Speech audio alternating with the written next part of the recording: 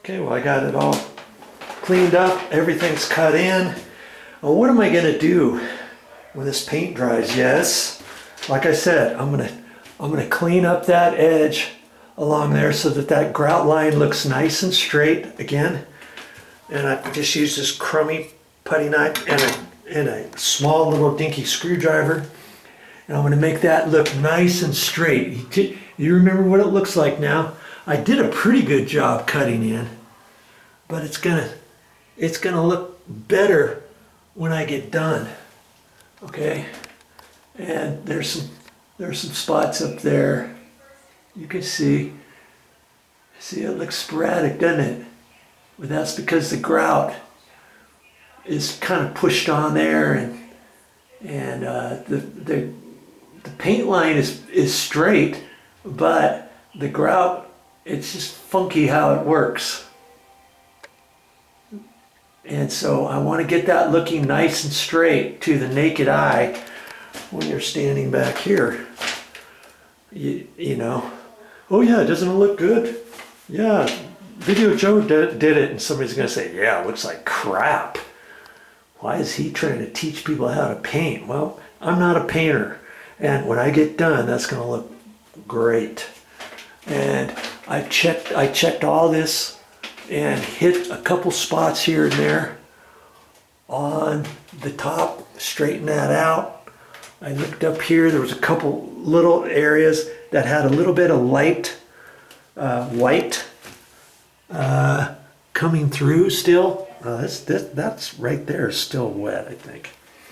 And you know, when this gets 100% dry, and after I get the mirror up and get the light up and get the exhaust fan cover up and all that kind of stuff, I'll check everything out again and take a little paintbrush, and anywhere where I see where, oh yeah, I need to just cut that in just a hair more, or it looks like there's a little bit of white paint from here on there that's not covering up on the blue that I put, I've got to hit that just a little bit. I missed a couple spots like that. Now I think there's a little bit right in there, and I've already cleaned up my paintbrush. Dabbity nabbit. But that's okay. When it all dries, I'll check it all out. If I have to hit it in a few more places, I will, because I want it to look 100% when I get done. And speaking of 100%, I've got to put the cover plates on, but I'm going to leave these cover plates off for at least 2 days, maybe even 3 days, so that all the paint cures. You got to remember, this is semi-gloss paint. Even when it feels dry to the touch on the outside, if you tighten up your cover plate and it presses in to that paint, it could stick without you even knowing. The next time you get ready to pull the cover plate off, you think, what's the deal? And you rip the cover plate off, and it rips the paint off and the paper of the sheetrock. If you've never done it, or I'll bet you if you've ever painted before, you've probably done that before. You've probably seen that. I don't want to do that. I'm going to let this cure 3 days. When I put the cover plates up, I still got them sitting over there, see? When I put those back up, I'm going to tighten it so it's snug but not over tight, right?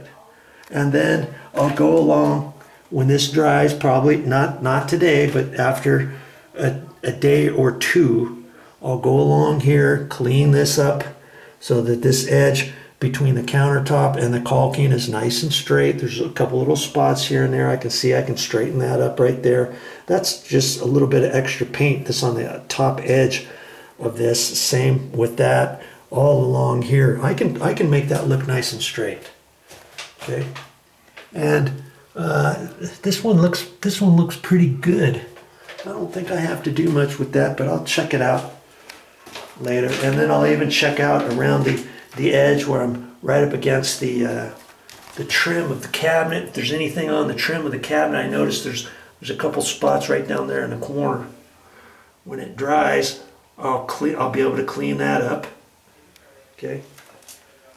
And I'll look on this edge. I try to cut it in pretty good. I think I did a pretty good job, but I can clean off any little bits right there. And here's a little white spot on the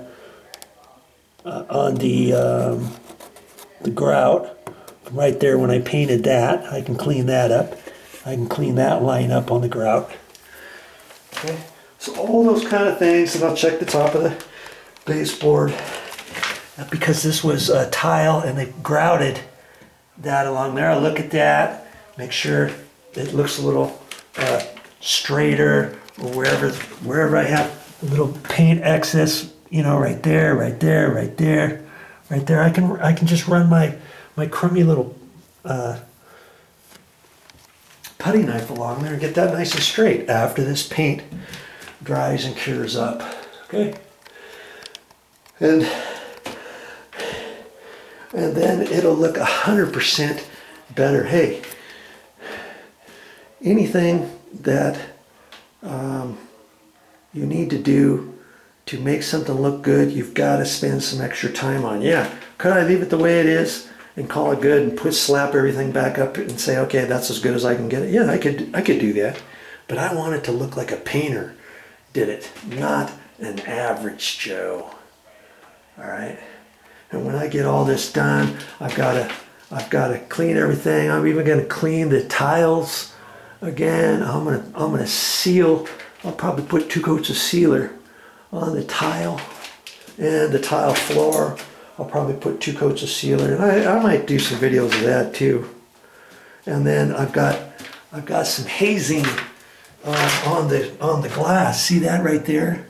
I don't know if you can see that or not. I think you can. I'm going to try 3 different ways to get that stuff off. I already showed you one razor blade, but I'm going to try a very, very sharp razor blade, see if I can't get some more off.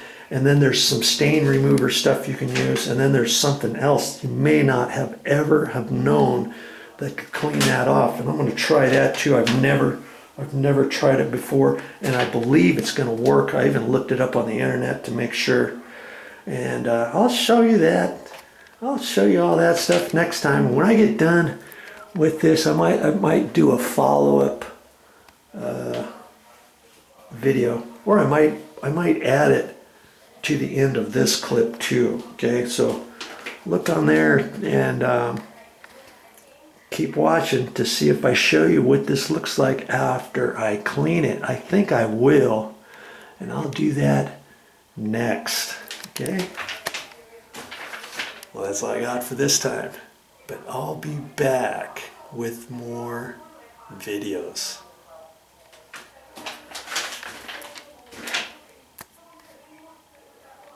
Coming along. What is my video about today? Well, you see all those marks on the glass? That's from hard water stains. And it's all over. And I'm going to try 3 different ways on how to get rid of that. And this is the first way I'm going to do. I'm going to set you up here. Is I'm going to try using a razor blade. This one is brand spanking new. And I used one the other day to see if I could get some of it. And it wasn't going as good as I thought. And the key is to have your light on here so you can see. And I can see from the light that some of that is coming off. And you want to be real careful if you're going to use a razor blade to not dig in the point, because if you start doing it too much, you're going to find that you're scratching the glass, and that's the last thing you want to do, is scratch the glass.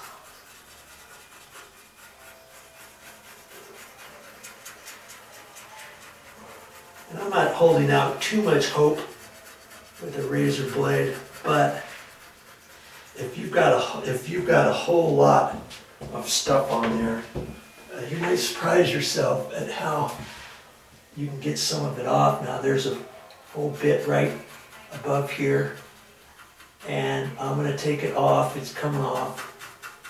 And you just do a little bit at a time, and that got it.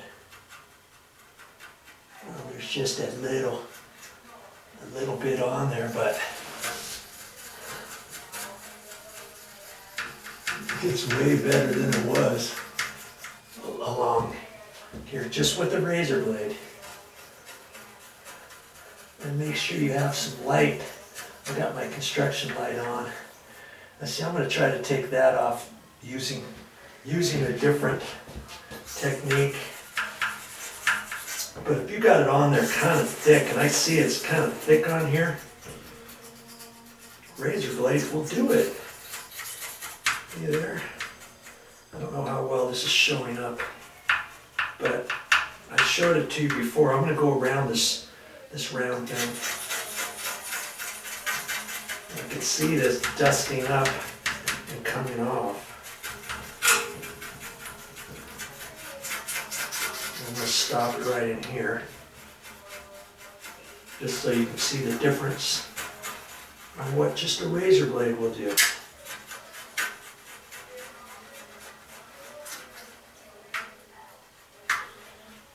Now, if I did this whole thing, I'd probably have to use a pack of razor blades, because the key is always to have a sharp razor blade, and you can flip it both sides if it's a double-edged one,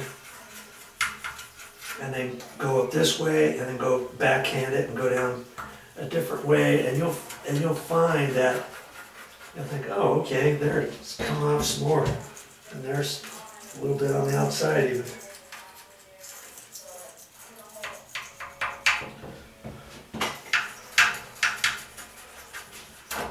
See, there's not very much haze right there, and so that's coming off harder. And this down here, I've got basically all of it off. And it's even on my chrome piece, and I think I'll have to clean that off some other way. I don't want to use this razor blade on that because it's probably going to scratch it. Okay. But I'll get you down in here. Show you what a razor blade will do. Pull you back off the tripod and get you in here. You see in here? That's what it looked like all the way up in here. You see anything on it now? See how I took that off? Look at that right in there. Razor blade. Oh, I could get this strip off right here with the razor blade and this stuff right in here.